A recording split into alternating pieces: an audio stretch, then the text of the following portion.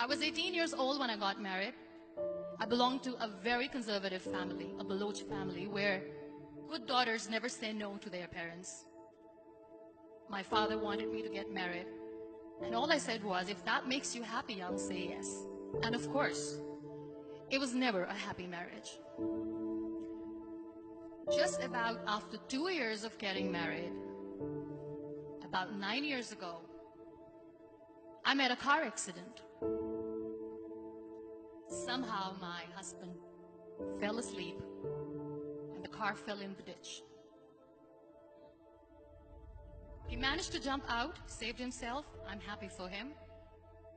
But I stayed inside the car and I sustained a lot of injuries. The list is a bit long. Radius ulna of my right arm were fractured. The wrist was fractured. Shoulder bone and collarbone were fractured. My whole rib cage got fractured.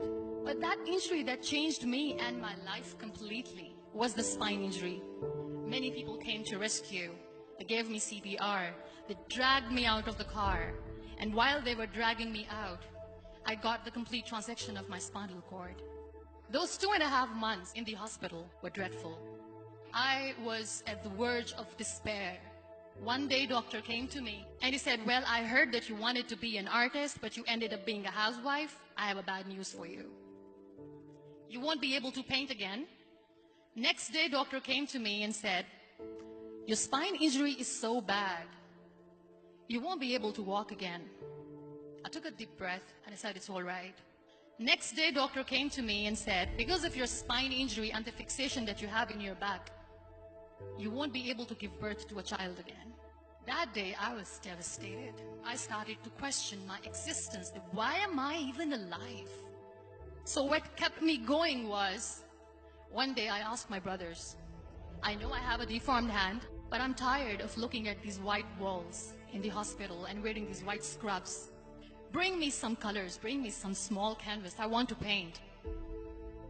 So the very first painting I made was on my deathbed, where I painted for the very first time.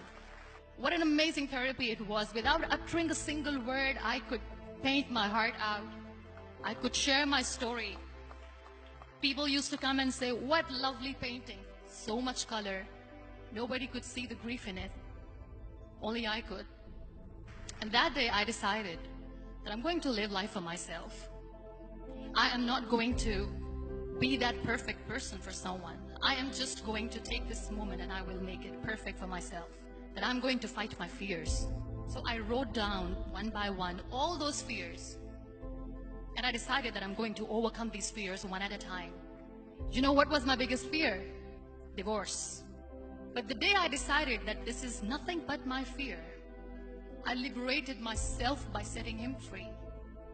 And I made myself emotionally so strong that the day I got the news that he's getting married, I sent him a text that I'm so happy for you and I wish you all the best.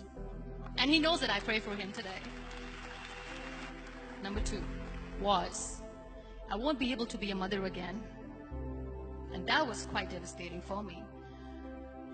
But then I realized there are so many children in the world, all they want is acceptance. So there is no point of crying, just go and adopt one. And that's what I did.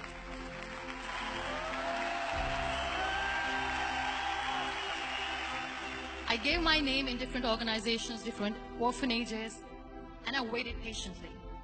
2 years later, I got this call from a very small city in Pakistan. I got a call and they said, are you Muniba Mazari? There is a baby boy and would you like to adopt? I could literally feel the labor pain. I said, yes, yes, I am going to adopt him. I am coming to take him home. And that day, I was 2 days old, and today he's 6.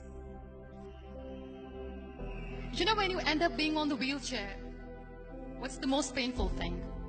People think that they will not be accepted by the people because we, in the world of perfect people, are imperfects. So I decided to appear more in public. I started to paint. I have done a lot of modeling campaigns. I decided that I'm going to join the national TV of Pakistan as an anchor person. I became the National Goodwill Ambassador for UN Women Pakistan, and now I speak for the rights of women, children. I was featured in BBC 100 Women for 2015. I'm one of the first 30 under 30 for 2016. So when you accept yourself the way you are, the world recognizes you. It all starts from within. We have this amazing fantasy about life. This is how things should work. This is my plan. It should go as per my plan. If that doesn't happen, we give up. I never wanted to be on the wheelchair. Never thought of being on the wheelchair.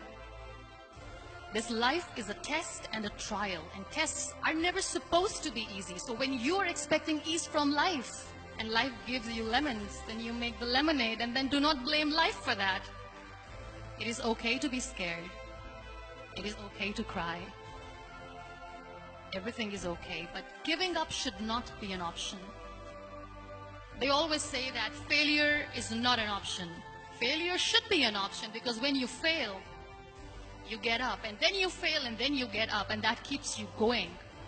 Embrace each and every breath that you are taking. Celebrate your life. Live it. Don't die before your death. Real happiness lies in gratitude. So be grateful, be alive, and live every moment.